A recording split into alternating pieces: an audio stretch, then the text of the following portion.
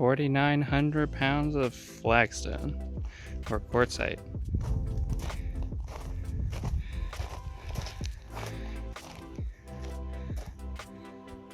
I might try to have them a bit proud because it looks pretty nice with a little bit of shadow between. Gets a little bit more depth. And then you can really appreciate the fact that these are 2 inches and not just, you know, a little cover. Just need to make sure I don't do too much that they become a tripping hazard. Alright, well that's for another time. Because hopefully I can use whatever's under that tarp to make everything easier.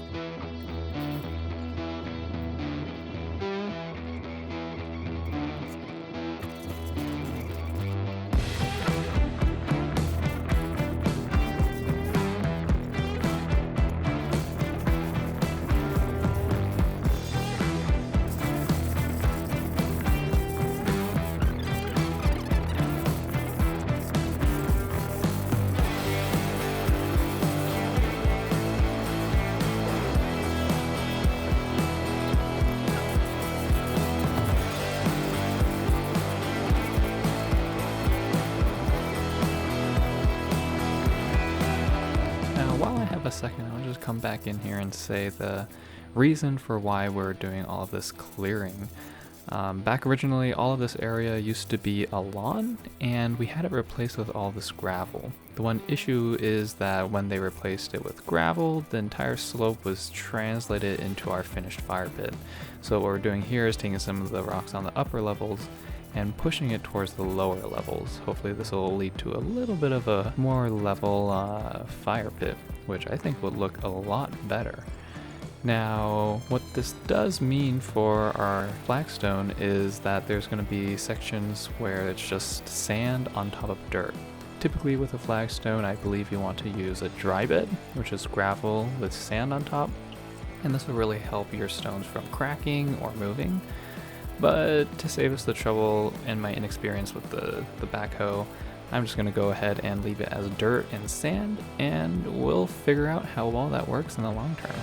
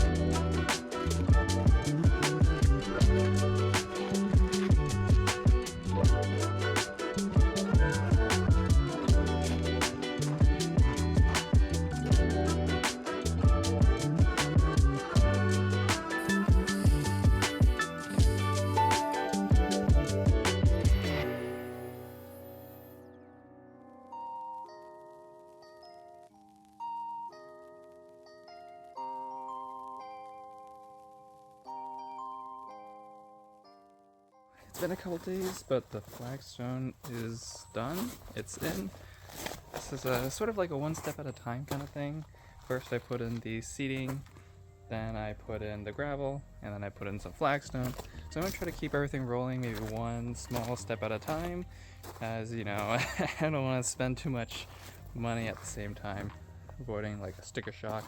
But it's nice because it's some of the like only white stuff out here. So I personally like it because it contrasts against the dark stones. Sometimes it can get a bit jarring if all you see is some bright white stones out in the middle of nowhere. But I think it does look nice. I do wish there was a couple more pieces, but again, I can always go back and get more. If you're interested, the flagstone and some of those pavers, so maybe the flagstone itself was around $150 for all these pieces. So I might try to get some more for right under the seating, as well as the tables, sort of outline it a bit more because it does feel a bit empty under there. And then over here is still very empty because I want to do some kind of seating here, maybe some kind of bench. But I have to design that. I have to figure out what goes well, a nice unique design for it. I want something where it's like the Adirondack chairs where you can sit, but you can also lean back. But also, I don't want something sticking up too far to block out the view of the lawn. This is basically just mud with grass growing out of it. But yeah, it was a nice little project. Something, as you could see, I was not very good with the excavator while scraping out this area. I think that was the first time I used that backhoe. I guess it's backhoe. But one tip, if you do want to use something like that, don't try and scrape like this. Try and get it so when you're pulling backwards, the teeth start to dig into the ground itself. And that way, you know, I was just like trying to go back and forth, trying to have that metal cut in, but you know, downward pressure with just back and forth on top doesn't work very well. So if you're wondering, if you're completely new and are trying to buy a tractor, there's one tip for you, even though I'm probably the least qualified to give out tips right now. But yeah, next thing you'll probably be seeing is some kind of bench build, but that might be in months or years or decades later as I finally figure out what the heck I'm gonna do. But thanks for watching.